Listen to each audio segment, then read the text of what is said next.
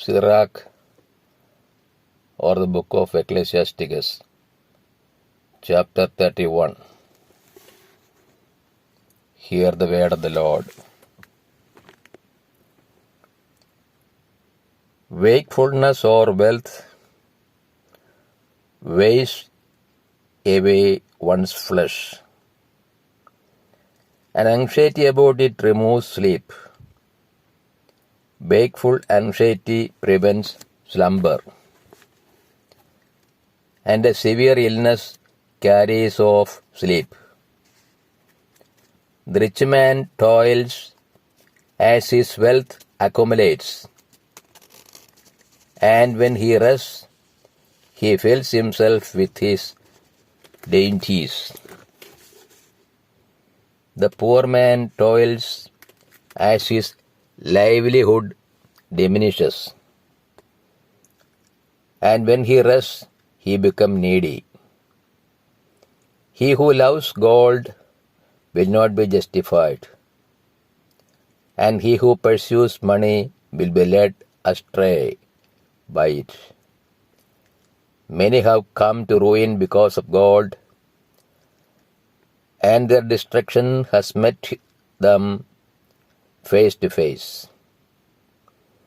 It is a stumbling block to those who are devoted to it, and every fool will be taken captive by it. Blessed is the rich man who is found blameless, and who does not go after gold. Who is he? And we will call him blessed, for he has done wonderful things among his people, who has been tested by it and been found perfect. Let it be for him a ground for boasting, who has had the power to transgress and did not transgress, and to do evil and did not do it. His prosperity will be established, and the assembly will relate his acts of charity. Table etiquettes. Are you seated at the table of a great man? Do not be greedy at it, and do not say, there is certainly much upon it. Remember that a greedy eye is a bad thing. What has been created more greedy than the eye? Therefore, it sheds tears from every face. Do not reach out your hand for everything you see, and do not crowd your neighbor at the dish. Judge your neighbor's feelings by your own, and in every matter be thoughtful. Eat like a human being what is set before you, and do not chew greedily, lest you be hated.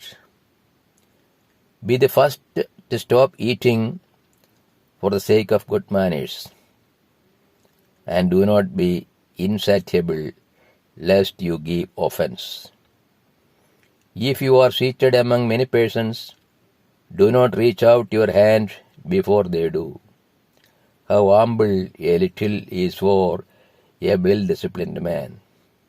He does not breathe heavily upon his bed. Healthy sleep depends on moderate eating.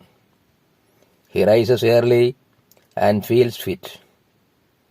The distress of sleepiness and of nausea and colic are with the glutton. If you are overstuffed with the food, get up in the middle of the meal and you will have relief. Listen to me, my son, and do not disregard me, and in the end you will appreciate my words. In all your work be industrious, and no sickness will overtake you. Men will praise the one who is liberal with food, and the testimony to his excellence is trustworthy. The city will complain of the one who is niggardly with food, and the testimony to his niggardliness is accurate. Temperance in drinking wine. Do not aim to be valiant over wine, for wine has destroyed many. Fire and water prove the temper of steel. So wine tests hearts in the strife of the proud. Wine is like life to men. If you drink it in moderation. What is life to a man who is without wine? It has been created to make man glad. Wine drunk in season and temperately is rejoicing of heart and gladness of soul. Wine drunk to excess is bitterness of soul, with provocation and stumbling. Drunkenness increases the anger of a fool to his injury, reducing his strength and adding wounds. Do not reprove your neighbor at a banquet of wine, and do not despise him in his merrymaking. Speak no word of reproach to him, and do not afflict him by making demands of him.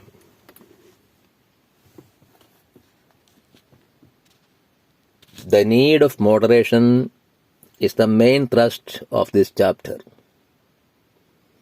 Moderation in eating and drinking,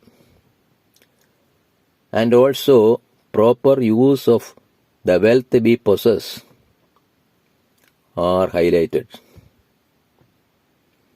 O Lord, open our hearts that we put into practice that which you have revealed to us.